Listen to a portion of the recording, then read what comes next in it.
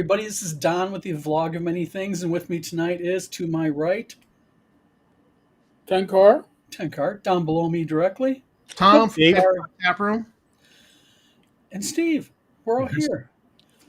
And as you guys probably all seen, we're going to have quite the lively show tonight. If it has anything to do with the pre-chat we've been involved in, it'll be quite the evening. Oh my God! Grab onto your seats, folks. Grab onto Hold your on to your seats, because we're going to be talking about. We'll do lighthearted stuff, a little bit about food and gaming. We're going to talk about the sale of the Dungeon Hobby Shop Museum because we now know who sold it and who purchased it, should I say?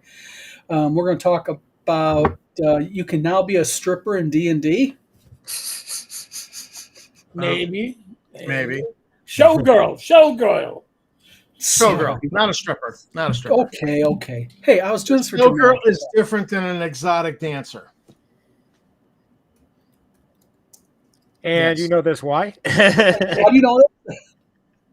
Got a checklist right over here. Foogly, how you doing tonight? Hey, Foogly. Oh boy. Shall we get right into it? Unscripted Unchained RPG review. How you doing tonight? Thanks for tuning in.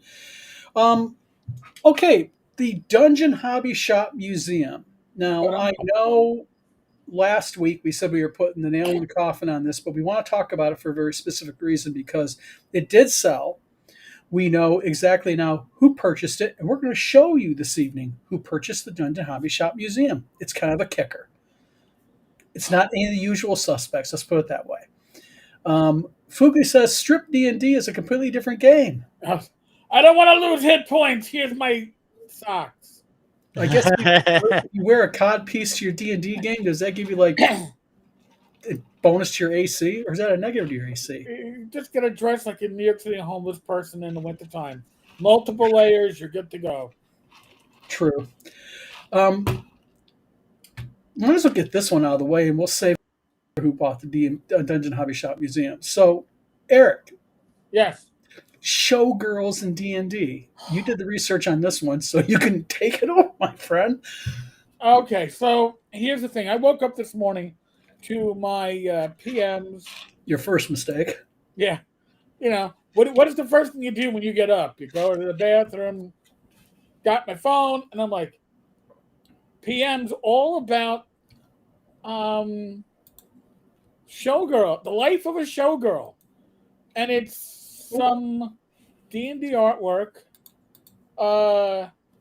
with crazy eyes, apparently because it's from the Radiant. Yes. Apparently that was in in one of the was it Radiant Citadel or something like that? Somebody said that's old artwork. But in any case, the life of a showgirl. Now, I didn't realize, and I still don't care, that Taylor Swift apparently has a new album coming out called The Life of a Showgirl, and somehow WotC's marketing person said, I've got the perfect social media post for X on this. I know. No. Listen, even if the majority of your gamers are not grognards anymore, they're not Taylor, they're not Swifties. I can guarantee you, they aren't Swifties. You're not. Oh, come on. We know that Tom's a Swiftie, right, Tom? Nope. No? Okay. So, I mean, just kind of, how do you screw up your social media so completely, Well, so frequently? what gets me about this image is, in all fairness, Hasbro is not putting this out, correct? No. But they're not only posting this image on their social media, they're labeling their IP D&D on it. Well, yeah, because it's the Wizards of the Coast D&D X account. Well, okay, It's but it's their official account. Wouldn't it be funny if Taylor Swift sued WotC? Yeah, Do it.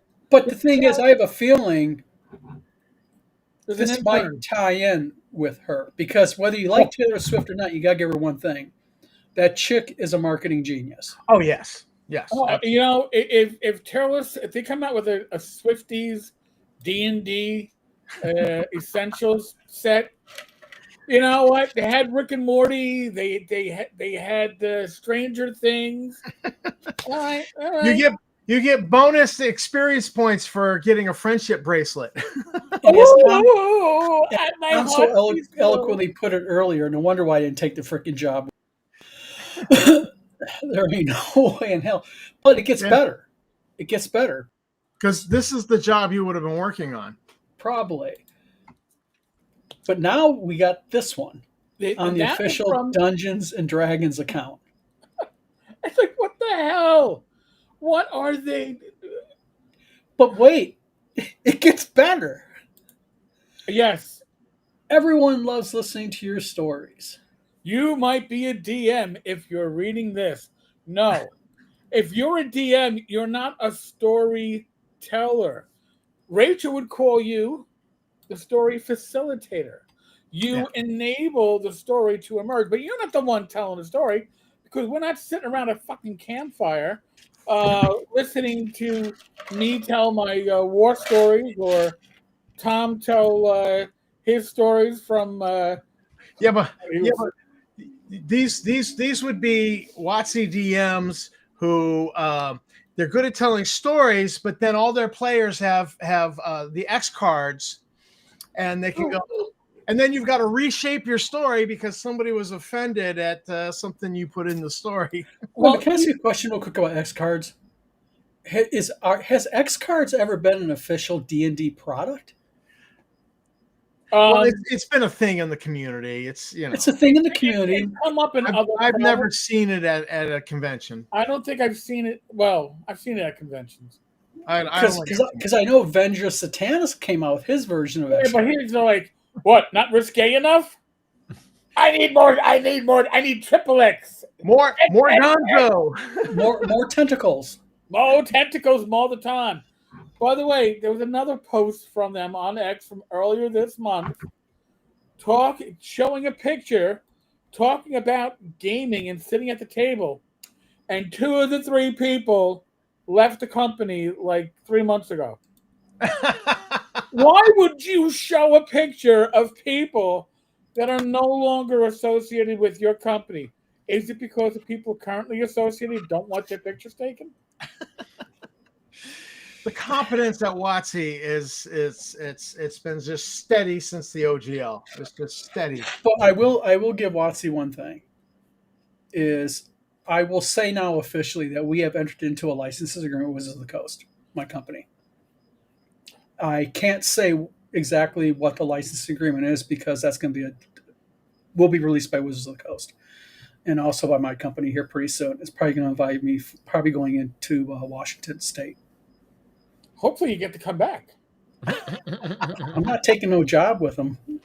They even up their offer by $10,000 a year. You might get caught up in one of those protests, and you know, one side or the other. They might think that A, you're illegal, or B, you're immigration. You could fit into either one. You might just find yourself. Well, I'll tell you what. In the state of Michigan, if unmarked men in masks approach my home, I will be on CNN after the gunfight that happens because they will not kick in my door without a response. And if I'm in my vehicle and they attempt to pull me over, unmarked vehicles, unmarked men, no ID with masks on. See, that's the big thing in my state that my governor even put a warning about. You're really treading on dangerous ground in Michigan because we are an open carry state. Right. And you wanna pull up in an unmarked vehicle, fine, but you better have a fucking ID on you, and you're not wearing a mask. By Michigan law enforcement cannot wear masks. That's pretty good. That's Michigan law, and they're trying to say federal law trumps that. Good for the goose, good for the gander. They outlawed the KKK from wearing a mask, so Yeah, it's like when I commit crimes. Like if I get caught wearing a mask while committing crimes, I get in double trouble. In Michigan, if you're wearing a mask and you commit a felony, it's an additional supplement. Right. Like you can commit murder, but then if they slap on hate crime, it enhances the penalty. We're getting distracted. In any case, Don, congratulations. You're welcome. Mr. Gunn says, "Did I license my masculinity to WotC?" No, I did not. But I think the licensing I would say that the licensing news will be fairly large. Substantial, like the set of balls he wears. You never know. Is this in any way connected to a previous licensing deal you were working on years ago with them? No, it's totally different, but it involves an old license. That's all I can say. Oh, interesting. Oh my God, you got Star Frontiers. No, I'm joking. No, I think I No, would. no I think Star I would've Frontiers. There's no Star Frontiers. I'll be honest with you. I wouldn't touch that IP with a 10-foot pole at Lanasa.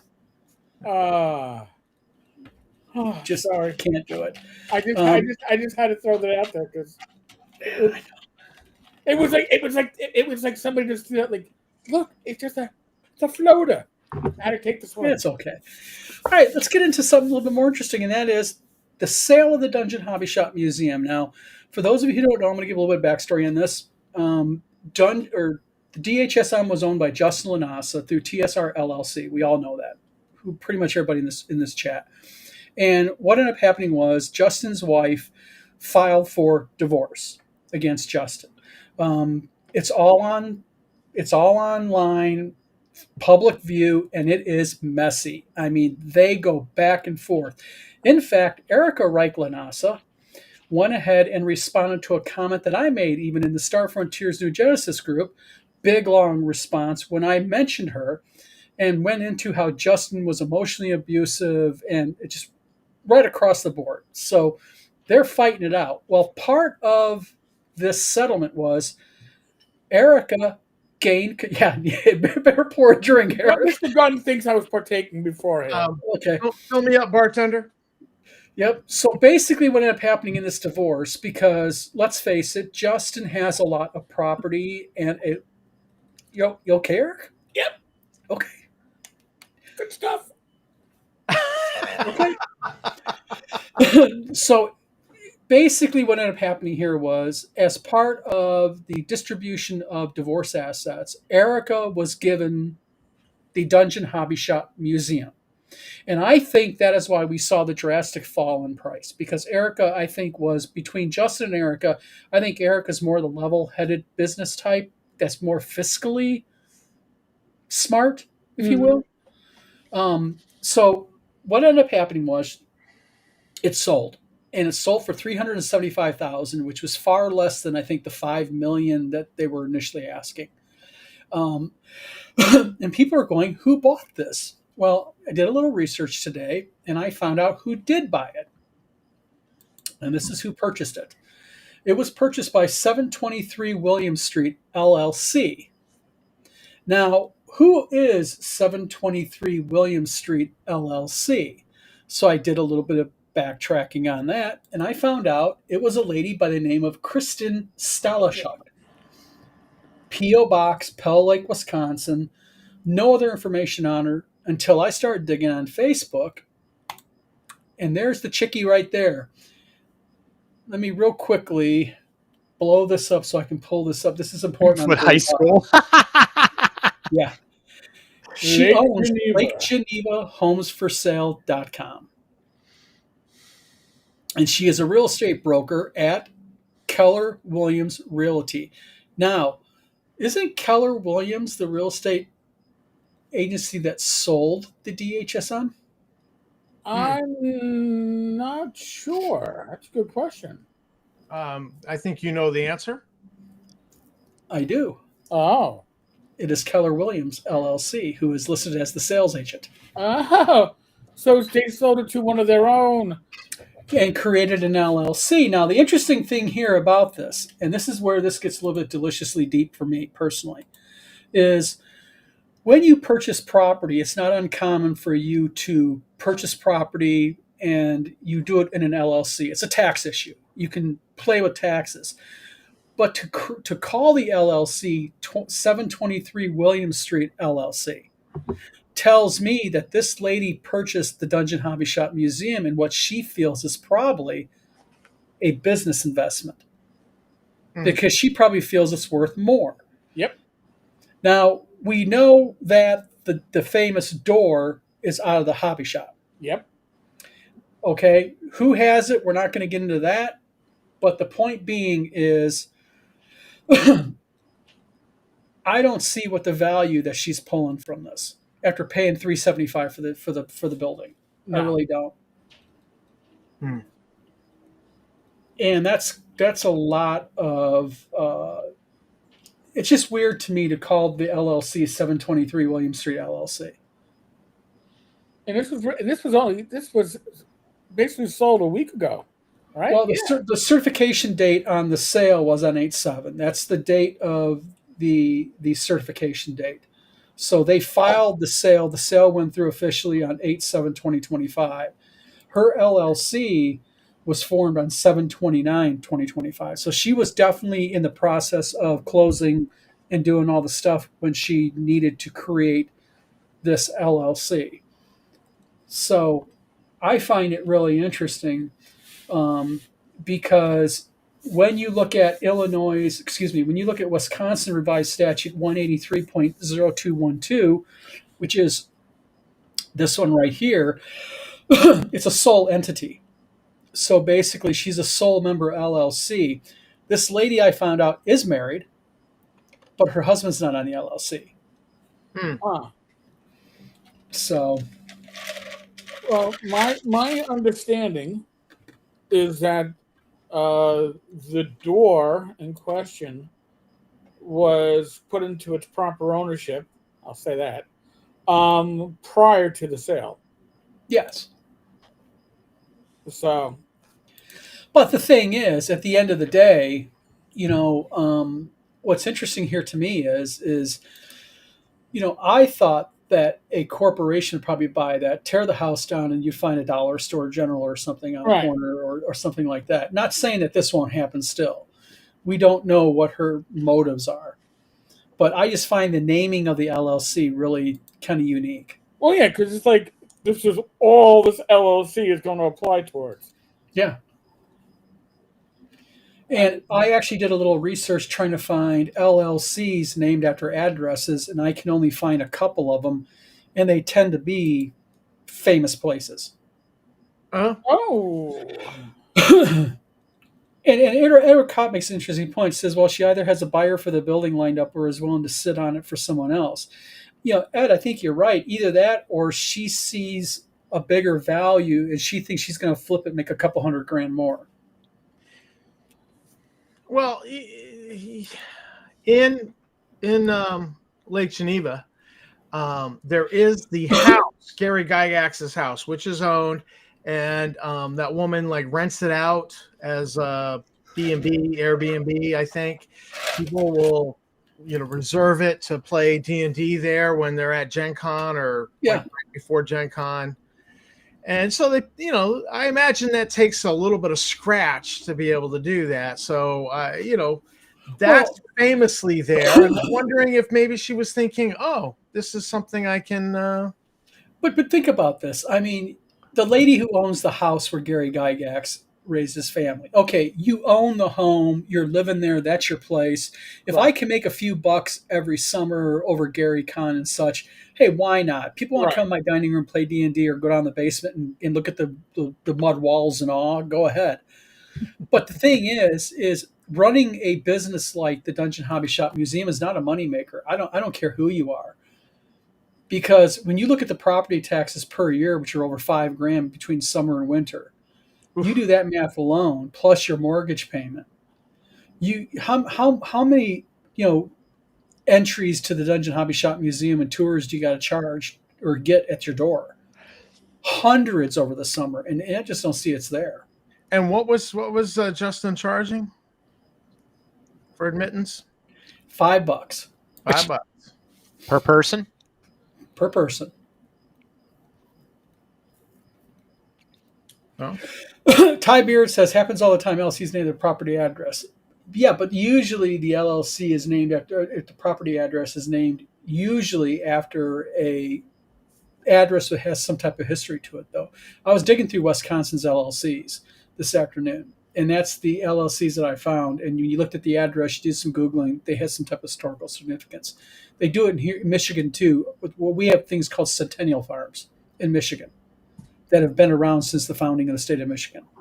well, according to Realtor.com, The estimated value, for some strange reason, is $442,000. Well, because they're basing it now probably off the sale I, price of the house. I guess how much they were asking for it before. Mm-hmm. Ty, I can't find square footage. The total acreage is 0.14 acreage. And it is downstairs is commercial, upstairs is 3 beds, living room, kitchen, full bath, conditionally approved for tourist room housing. Yeah, Edward, that's who the owner of it is, by the way. This lady right here.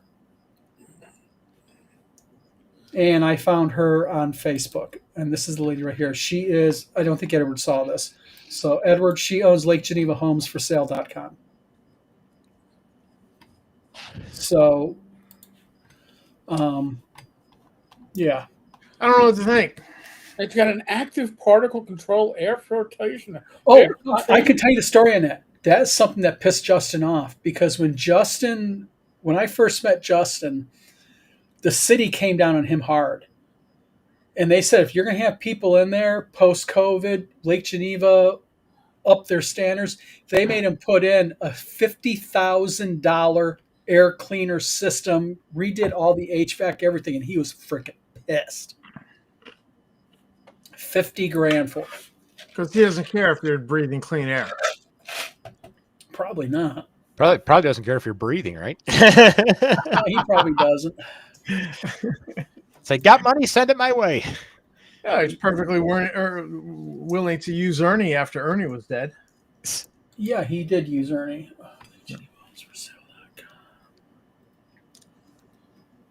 So let me do this here real quick.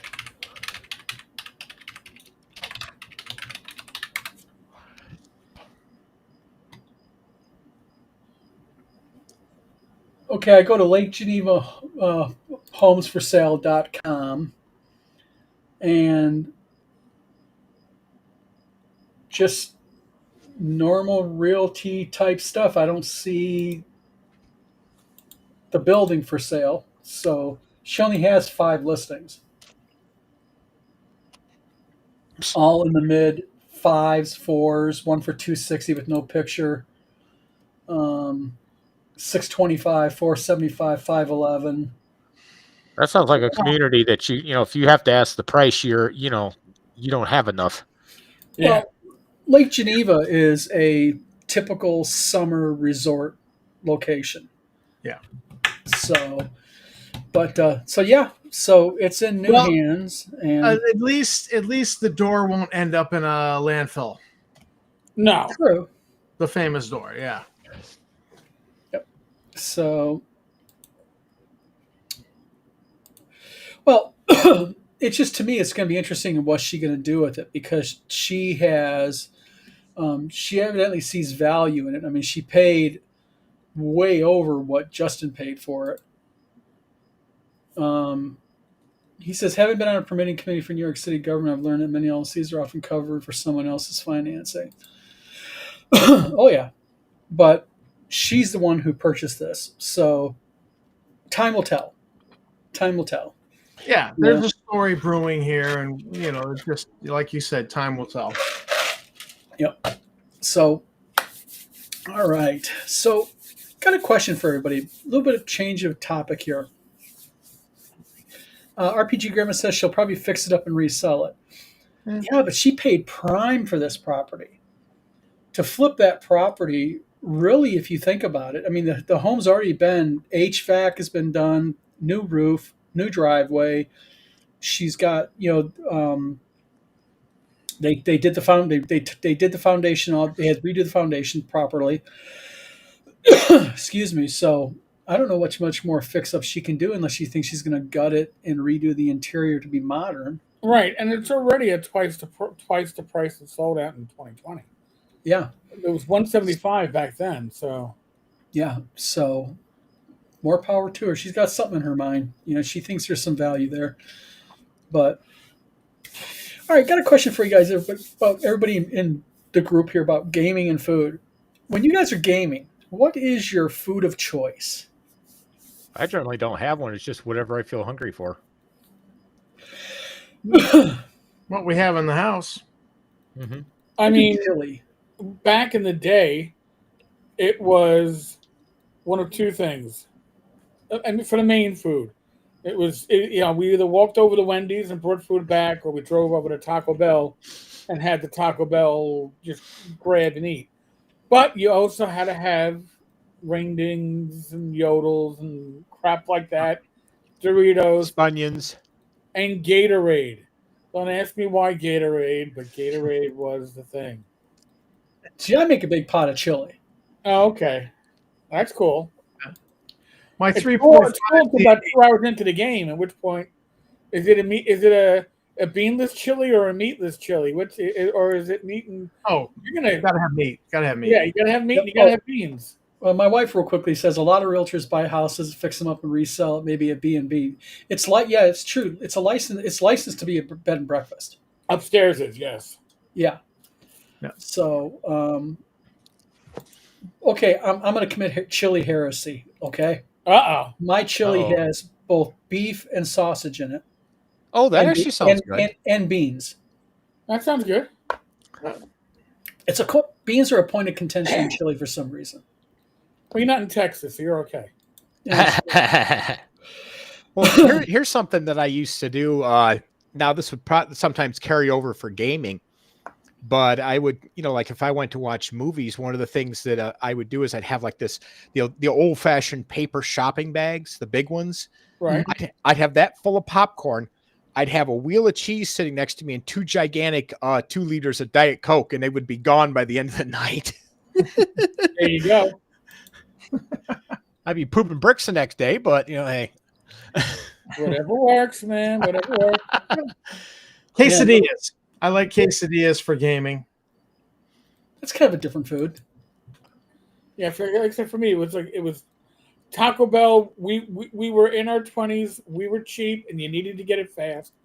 So it was soft tacos or hard tacos. See, that's a weird thing. I've it's just kind of been a thing since I've been young. Even whenever I did D&D and I hosted it, it was always chili. All right. That's Well, that beats Doritos and a 2 liter of Coke. Because my 3.5 group, that was standard. There'd be a bag of Doritos and there'd be a 2 liter of Coke. See, that's something I can't do, like Cheetos, because it gets too much shit on your fingers. I know. And then it's on your character sheet, like, dice. I gotta lick my fingers clean again in between bites. Cheetos. Don't put those Cheetos back. You can't double dip. No. Yeah. Well, something I came across recently. This isn't something I used to do, but it's something I've started doing. As far as food goes, not the actual food item, but in the food prep, is I pick since I'm single, I live alone. I picked up a Dash Mini rice cooker. It does like 2 cups of rice when it's cooked, 1 cup raw. Oh, that thing's the bomb. Throw your rice in, throw your rice in, throw your water in, flip the switch, walk away, come back half an hour later. No huss, no fuss. It's that simple. Oh, and I'm just like, I love it. A rice cooker? Yeah. Yeah, we use ours all the time here. I make curry. Yeah, I used to do it in a pot with lots and lots of water and stuff. And heck, that Dash Mini just throws that idea out the window. It comes out perfect. He's got the right idea. Mushrooms and chili, good pairing. I agree fully. Mm-hmm. Speaking of mushrooms, my brother actually just went and they got like $400. Him and the kids went and harvested morel mushrooms, wild in Alaska, and they got like $400 worth of them. Nice. And, big thing in Michigan is morels. Yeah. John Miller has a question for everybody. He says, question for Don and anyone else wants to answer. What RPGs do you like to play? I know Tom likes Star Frontiers. Eric's like OSR, D&D, but I'm not sure about anyone else. I'll start off. I'm at the top. I love BECME. I like playing BECME. I also like AD&D 1E, and I do like my own iteration of it. I call it Open Worlds. Moldvay Basic. I do mostly just strategy games anymore. Just stuff I could just sit down, chill out, and just play strategy. Eric? Well, like you said, for me it's OSR. If I'm gonna go buy the book, probably gonna be AD&D or 2E. If I'm running something else, very happy to run Swords and Wizardry or OSE or one of those. Although I will say Mothership, I actually read the rules 2 weeks ago, and oh my God, Mothership looks like it reminds me of Traveler with a better design essence. Really? Okay, yeah, because you're not going up in levels, you're not getting experience points, although your save can increase. But with the aliens built-in setting to it, But how do you exceed to become better without experience points or levels? because it's acquiring money, you can get better at skills, but you got to train. Training can take years, but then again, so Ah, can travel. interesting. All right, so you can, but your saves can increase as you survive. And as a DM, you survive. can give out certain bennies. You can say, hey, take a look, make something up. But I found it. I was very surprised, and the adventure generator system is very well done. And I, of course, had the deluxe box set, which was sitting on a shelf, staring at me. Actually, it was sitting on top of the shoe rack for like the last 6 months, and then finally, one of my co-hosts on Inappropriate Characters We Rolled was like, you really should check out Mothership. I'm like, well, I have it. I guess I will read it. Then I was like, oh, now I got to read the adventures. I got to dig into this. So. Well, Thyatus brings up curry real quick. Thyatus, I agree fully. That's hell of a good thing for a D&D game. I make a really killer butter chicken. So, oh That- man, you know, Little on- Caesar's Pizza. Eric, on Facebook, there's somebody who's doing these one sheets. You print them, and then they're trifold, and they're doing these adventures, and so they're just quick and easy. You pay $1 for it on Right. drive-through, and I got this one called Hideko's World, I think it was called, and it was this whole adventure where you actually had to like jack in and you go into the computer because the guy that you're in there to try to look for, he's jacked into the computer and he's in a coma. And so it was a really fascinating adventure. It was a Mothership adventure. I was like, that was wicked cool. I got to steal this sometimes for Star Frontiers. I got to say, by the way, folks, just so you know, the player's book for Mothership is a free download. Or pay what you want on drive-through. Oh, is it? Haven't grabbed it? Grab it. It's a great way to look at the system and figure out whether or not you'd be interested in it, and try before you buy. Oh. Nice. The RPG pundits in the room. Nice. Welcome to the show. What's our next topic, Don? I'm still trying Is to one go of those through the inappropriate comments characters. Trying to get everyone's comments in here. I think I'm going to go check it out. It sounds like an interesting system. Again, the player rules are free in PDF. They'll let you'll get an idea whether or not the system works for you. I as a GM, am saying, hey, I could learn this system, I could run this system, and I'd have fun doing it. Would I run a campaign? I don't know. I would certainly run a story arc. Well, as a fan of Star Frontiers, I bought a bunch of Mothership material just to steal ideas and adventures, and it's well presented and it's well written. And I want to say that applies to most RPGs, but as pundit will tell you, it doesn't. Mhm. A lot of it is schlock. A lot of it presents well and doesn't read well. Mothership presents well. It reads well. So I gotta say, it looks pretty damn good. Methy leaves. Critical for a good curry, by the way. Oh, I think you meant meth leaves. Methy leaves. They're a dried fenugreek leaf. They're All right. really good. You Everybody crush them up smile. and- Make sure nobody's got meth mouth. You Yeah. got all your teethuses. The only ones I'm missing are from fights. I'm sorry. Jeffrey Talanian, hello. Thanks for tuning in. Oh, tonight. Jeff. Oh my God. Sorry, Jeff. This shirt's from upstate New York. It's not quite close enough to where you are up there. Casimir, how you doing? Oh, here's a question we can throw around. What's the weirdest food you've ever brought to a game night?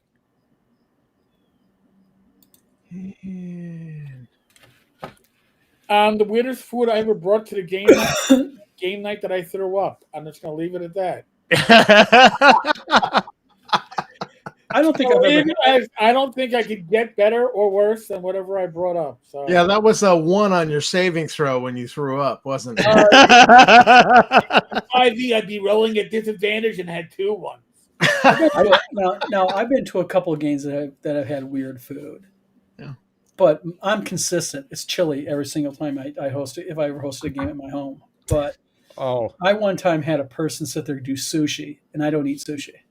Well, And not it's all like sitting sushi on is the really table. raw fish, though. But the thing is, it sits out on the table for like 6-7 hours while you're playing, and people. Oh It's no, that hilarious. wouldn't last with Cooking me. in its own oils. It's cooking. It's hilarious. Yeah. oh It stays well. fresh and until it always it's good for you. It Well, cleans out the system. Here's Now- one. that Don would know this one is and this I think this quit about 10 years ago or something because everybody was just getting too old. But Zion Lutheran used to have Taste of Germany every home tour, and every year that they had the home tours, and it was Oh yeah, not Marshall. yeah. It Yeah. was not unusual. The Monday after home tours, walking into a game and they've got Wiener Schnitzel or kraut or other stuff from that event sitting on the table in a warmer left over from that they warmed it back up, and you're just like, great, Well- we're eating German for tonight. Well, and just so the Marshall, where I had my old publishing company, they had a home tour every year, and you could go and tour all the historic homes. Mhm. It was actually pretty cool. People would put Oh, food it's out. great. do It all should kinds still of be stuff. going on, shouldn't it? Yeah, it still goes on. Okay. It's still All right. it's still going on. The best and worst food I've had at a game event, which was at North Texas, and I say the best and the worst food, some of the best barbecue I've ever had. Not convenient to eat it while you're sitting at the game table with dice, books. Pizza? No, barbecue. Oh, yeah, definitely. Oh, it was good though. Texas barbecue. But The messy.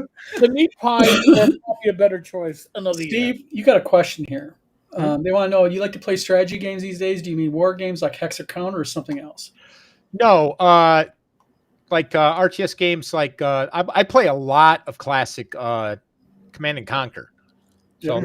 a lot of games just by myself because I don't have a lot of guys up here that play RPGs anymore, or at least like the classic gaming. So, and it's a good way for me to relax. Mm-hmm. Yeah, me and Steve used to actually live pretty close to each other. He was actually lived in an apartment in the town where my publishing company was. So, but now I live in Battle Creek. He lives in Lansing, so we live about an hour away. So we don't see each other personally as much as we like to. But Right? Yeah. I want to answer Joe Stone's question. He wants to know about a table flip, and we did have a table flip back. Must have been 1986, 87 in my backyard. But it wasn't for what you think it was. It wasn't for an in-game event. My one friend sneezed. We all started laughing at one person because there was a booger the size of a softball hanging off their shirt. nice. And they didn't know why we were all laughing. We're pointing. They finally see it. They flipped out, and they were at the corner, and like the table was blocking them in, and they flipped the table up to go running into the house to get to the bathroom. Oh, So that was the only table flip I've ever experienced. The players leave, but that was the only table flip, and my Nice. God, that was priceless. oh, it sounds like it. Talked about that for years until he left the group. I want to respond to RPG Grandma there that yes, I've eaten squirrel and gator tail as well. Yeah, I grew up in a poor farm family, and we hunted a lot of squirrels. So yeah, I know what it tastes like. Don't they say it tastes almost like a gamey chicken? Yeah, pretty much. Very, very chewy, very gamey. I've So had it's something that you eat when you can't afford regular meat. right. Yeah, like I said, I only had it once. Yeah, it's not rabbit. something I would eat. I've had rabbit, I've had venison, and I've had venison's chili. Had a lieutenant bring that in. Now, he did happen to go hunting on Staten Island, and as I'm going to tell you right now, there is no hunting within the confines of the city, let alone bow hunting. But there are deer in the city, and he brought in venison chili that he It was good. Venison in Michigan is very common because starting November 15th is open deer season here in Michigan. Mm-hmm. So huge thing, venison. I don't like it. I don't care for it. I had a game neighbor in East Boston who every Super Bowl he'd do a huge pot of chili, and it would be a pound of beef, a pound of pork, and a pound of venison, all in this one pot of chili. And when he was telling me about it, I was doing everything I could to weasel an invite to his Super Bowl party, and never got one. Aw. But we always talked on the street because, you know, he had a great bumper sticker and I commented on it. And so we were of the same political mindset. And I could never get an invite to his Super Bowl party, though. I'll tell you something I could not get my hand on. And that is when I first met my wife grew up on a cattle farm. Her family are cattle farmers. And she had stocked full ground beef and beef, which I love. But it was grass-fed, like the real deal. And when I first met her, she made this beef dinner, and it was so gamey and so strong to me, and I had to force myself to eat it because it's grass-fed beef. Like it's different than what you get in the store. I mean, it's like to me, it's really gamey and strong. So my wife, because she fell in love with me, she's ended up going to store-bought to her credit. So okay. Yeah, I just cannot do venison. I've had venison jerky. I've had venison ground beef. I had venison about any way you can have it. I just cannot do it. It's just something in that gamey taste that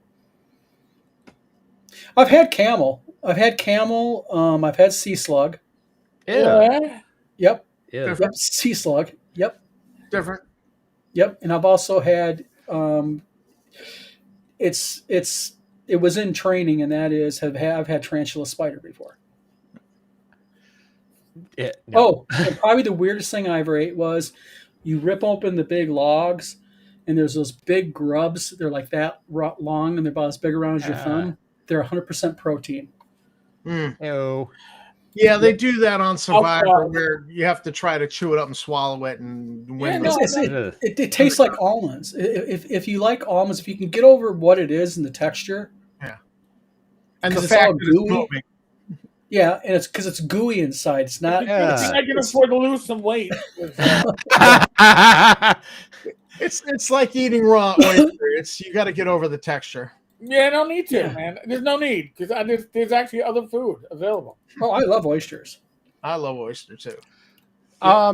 What's the snail thing? It's escargot. Escargot, yeah. Oh, when I was a kid, my dad ordered that, and I swear that if he didn't tie me in a corner, I would have eaten a whole dang plate of it. Oh, there's nothing wrong with escargot. Escargot. Oh, that's really the bomb, yeah. And butter with garlic and butter. Yep. Oh yeah. RPG Grandma says goat is good eats. You're damn right, goat is good. Yeah, surprisingly, it is actually. Yeah. Yeah. Orcs is good eating, but only the pig orcs. You got to get the pig orcs. True. Here's one that some people may not know is if you want a butter that there is no butter in the United States that is better than this butter, is to order. You have to get it online, and I think it's through Pleasantville Farms. It's called Red Feather butter. It's from New Zealand. It comes in a 12-ounce round tin. And oh my gosh, you have this, and there is not another butter in the United States that can touch it. Steve blessed me with some of that one time. Oh yeah. Wow. Oh yeah, that is the best. Yes. And it originally, the only reason it exists is because they make it for people who live in the outback who don't have refrigeration because butter only lasts 2 weeks on the shelf.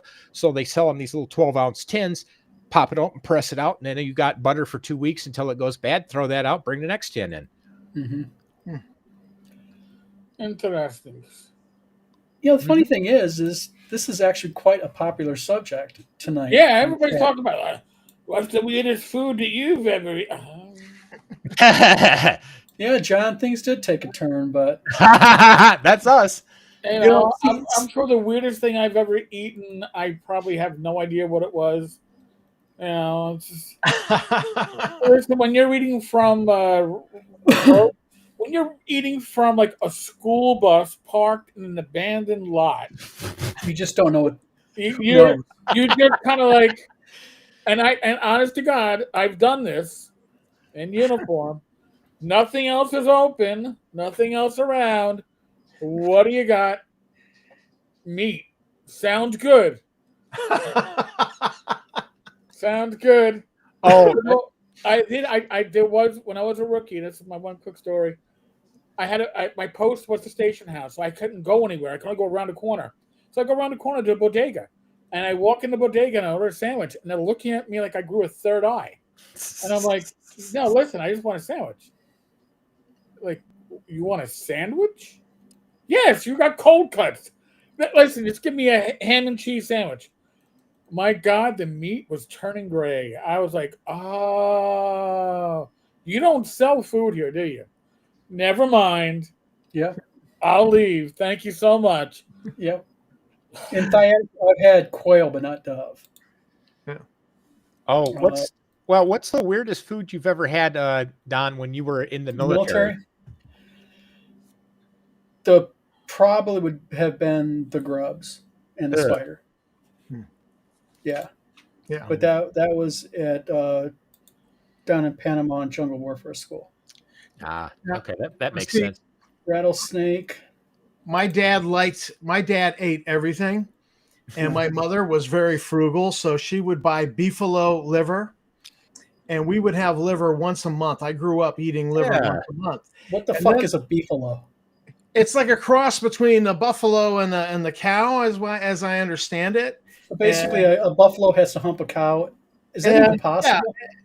So they raise these, and like the liver was cheap, and so we would just eat it once a month, and that's how I grew up. And then I got into college, and we're at this restaurant. It doesn't exist, called J.C. Hillary's, and on the menu was liver and onions, and like Oh, I everybody, like liver and onions. That's good. everybody was reacting to it, and I was like, "Oh, I could eat that," and they were like, "No, you can't." And I says, "Bet you the bill." And so they all paid my bill. I ate liver and onions because I could, because I grew up eating it, and it's just on a bet.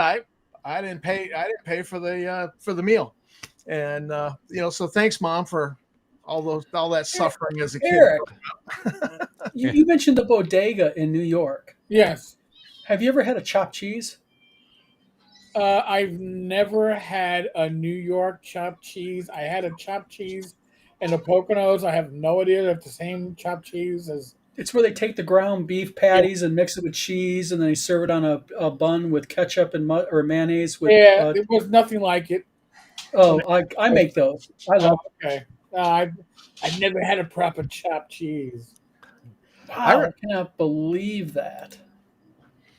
I remember one of the things that was really funny about because when I was in the Army, I was a cook, and one of the things that was funny was during our field problems, we had tray packs for breakfast and dinner and MREs for lunch, and the breakfast MREs, they had this one bacon and sausage tray pack. Oh, you could not. I mean, I was in an artillery unit. These guys were hungry. They're staring at the tray pack, and they would not touch this stuff. And I would sit over there with that, because they would like eat a little bit out of it, and then it's like we got to either throw it away or do something with it. So I'm sitting over there with this full size tray pack, the spoon going like this, just plowing through the stuff. It was amazing, and they just wouldn't touch it. I'm just like, fine, that's more for me. The absolute worst MRE in the United States Army that is ever produced was the pork strip MRE. Yes. 2 strips of pork that were just gray in this clear kind of creamy liquid. Ugh. You couldn't trade that away for anything. Mm-hmm. Edward Copia, that's a good butter recipe. Until you get some birdshot. Yeah, I've been into birdshot when I ate that squirrel. Oh, yeah, that always sucks. There goes a filling. RPG Grandma. Yeah, Eric's. I bet you $50 you've had New York City back alley rat then. Oh, probably. Or Don't ask. Yeah, don't ask questions. It was just tender. That's all you had. It was tender. Tastes like chicken. Yeah, we're good. when you found a place that didn't give you food poisoning and you could eat your beef stew with a soda for $5, and it was plate and a half. You didn't ask too many questions. You didn't. Did the beef fall off a truck? I don't know. Oh, I didn't know that. My wife says there was a Beefalo farm in Bellevue. That's where my wife grew up. Oh, okay. It's like, wow. Okay, it's a thing. A beefalo. I'm just trying to get through all these comments. Yeah. Beefalo is a cow-bison hybrid. Almost all bison in the U.S. have some cow ancestry. Oh, okay. So basically, cows can hump bison and put out youngsters. Well, they're both bovines, you know. Well, I learned something new. You know what I mean? Mhm. I mean, a chicken can't hump with a frickin', Turkey. turkey. Yeah, I mean, Hey, don't they have in New York? I know there's a couple other places they have it, but don't they have that exotic animals restaurant, or not restaurant? It's like a deli or something where you can buy it. Oh. You can buy tiger and lion and elephant and all that stuff. well, in Michigan, they have a restaurant that was actually on diners, drive-ins, and dives. Mhm. They serve nothing but chicken guts. Oh, Ooh. gross. Take a chill. Oh yeah, I can't. My liver has to be cooked well with steak sauce. Yeah. I like to pickle my liver. Oh wait. That's called drinking. That's already halfway done on my part. So Yeah. So, did anybody else ever soak their liver in milk? Because I would. Yeah. My mother would just it would be in the refrigerator, Yep. soaking in milk, and it takes a lot of the gamey iron taste out of it. takes some of the strong flavor out. Yeah. All right. So this is how much liver I've eaten in my life. Nada. And I plan to Smart keep it man. that way. Nobody in my Honestly, family likes liver. you haven't missed much. Okay, Diatus has brought up an interesting one here. He says, Don, was it worse than the omelet MRE? Absolutely. I would eat 10 omelet MREs to 1 pork strip MRE. Nope. I'll pass. If I Yeah. wonder if there's been NCOs that have used that for punishment. You get the pork MRE today because you were late to formation. No. Yep. Elka Antioch, how you doing? Fuga says lutefisk is awful. I had to eat it every year. Isn't there? There's a thing called Surmstrong. I think it comes in a can from the Netherlands. Oh, It's pickled okay. fish, Okay. and you see people online always trying to eat it, and they can't get past opening the can. It's so bad. Well, they got up in Alaska. They have the Eskimos will actually they'll get a seal, they'll cut off the flippers, wrap it in like leaves or something, bury it in the ground, come back a year later, eat it, and from what I understand, it stinks to high heaven, but it's like a delicacy for them. God bless them. Oh yeah, I'll pass. braver than I am. Veteran DM says the MREs in the late 80s and early 90s had dark plastic wrappers, not the light tan color. They were dehydrated beef patty, dehydrated pork patty. Insane. Yes, they were. Mhm. I got 2 cases of MREs, and I took them with the Boy Scouts out camping. And I was aware of the big joke in the military that when you've been out in the field eating nothing but MREs, you become backed up, Mhm. unable to. Yep. I never said boo to the boys about that. The newer ones actually have a laxative. Butter, the against them. freeze dried peaches, freeze dried fruit cocktail. They loved all that. They thought it was fantastic, and and then later on, I heard stories from different ones about. Yeah, I didn't poop for 3 days. The whole point. You don't want Pretty to much. in the wilderness. Thank you. The newer ones, though, they've really improved them a lot. Yes. Now you poop in 2 days. They're the newer ones. They're actually really. I've actually never had any problems with MREs though. Mhm. Except the pork strip or the hot dog MREs. Mhm. Oh, hot dog. Ugh. Ugh. Nope. We used to call them the peckers of death. Yep. Ouch. Oh, if you got stuck with one of the really bad ones, usually all you did was you just ate the extra stuff in there. Yep. And threw the entree away. lots of Tabasco sauce. More Oh than yes, that yes. tiny bottle that they put in there. That's Oh right. yeah. Oh, that was like field currency. Those Tabasco bottles. My brother That always and bought a big that and bottle. a hot cocoa mix. Mm-hmm. The hot cocoa mix, but I used to trade mine for coffee. I'm a Ah, big yeah. coffee guy. No, I used to mix the hot cocoa, the coffee, and the creamer and the Yeah. sugar all in one cup, just for the calories because you're out Yeah, they camping. make their own cappuccino. That's really popular in the field. Mm-hmm. Yeah, love that. Buttermilk, I can't do. I don't drink buttermilk. My a weird thing. My grandma used to take buttermilk, put bread in it with sugar, and she used to explain it was during the Depression that they were given that as kind of like a sweet treat. Be like, whoa. Oh wow. Oh, this will blow your mind. My grandma used to drink buttermilk straight out of the jug.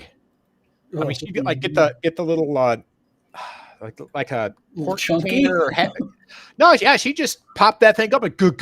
We're over there just Yeah, I'll pass. Yes, my wife says it's city by Potterville. Yep, they have a gizzard festival also. Ah, my I grandma would- used to eat those. I would rather go to an Oktoberfest. Yes. Yes. Oh. Yes, we did cover that. Yep. Anything we missed about the D&D showgirl No, I thing? think we got it. Yeah, we got it all. I think it was just stupid that they tried to piggyback on Taylor Swift. And even if they weren't trying to jump onto the Taylor Swift bandwagon, know your audience. Exactly. I swear to God. And it isn't the people on the screen, but they aren't a bunch of Swifties playing that. That's all I'm saying. Mm-hmm. Uh-oh, my witching hour is coming up, guys. Yeah. Yeah, I think we've kind of ran this one into the ground. Is not pooping while deployed in the field path. At least you're 20s, amen. Yeah. Being a kokomut is a delicacy. I'll trust your word on that one, RPG Grandma. Mhm. Not for me, but All right. Our RPG Grandma wins for the most weird food. Yes. Bat wings in buttermilk. And coconut milk. Yeah. Taste and History is a good YouTube channel. I agree with that. I subscribe to it. Oh, Yes. Don, do you remember back before they closed a couple decades ago was a Schnitzelbank in Grand Rapids? No. Okay, that place was amazing. I mean, they had literally German people from Germany over here cooking the food. Because I worked there when I was going into culinary school, and that place was the bomb. Go to Zender's. I tell you about that restaurant all the time. You got to go there. It's, Yeah, we do. Yeah, it's about halfway to Ann Arbor. Mhm. It's a German restaurant that's been in the family for 100 years. It's about as German as you get. Yep, I believe it. But everybody, it is 9:00. yep. I got a witching hour because I got to go over to Discord. That's right. Eric has his Discord. I've already got And, 3 people in the room. Holy crap. Yeah, we got 44 people on right now. So, How many? everybody, I think we're going to probably tie this down now. Exactly. German food is highly underrated. Yes. So, And Irish food is highly overrated except for shepherd's pie. And an Irish breakfast. Everything else, English breakfast is killer. yes. Full English. breakfast, yes. They do it. So, but everybody, thank you for tuning in tonight. JP got rockets is going to have the last comment. He says, "Chicken soup in Peru. They use the whole chicken. When you see people walking back with feet sticking out of the bowl." Oh. On that note, folks, see me. and enjoy the bratwurst. So everybody, thank you for tuning in tonight. We will be back next week, and also starting this week on the Vlog of Many Things channel, we're going to start doing small, little, short 10-15 minute videos, and we're going to start doing what Mr. Tenkar does. Is we're going to start doing shorts. So you'll be seeing Very shorts nice. of the show. So everybody, thank you for tuning in tonight. Good night, Eric, Tom, Steve. Thank you very much. Food was the most popular Yep. chat of all. Boy, we Yeah, did a lot of things. So, Eric, have a good Discord chat. Thank you. Enjoy the speakeasy. But, gentlemen, everybody, thanks for tuning in. Everyone in chat, have a good weekend. Stay safe.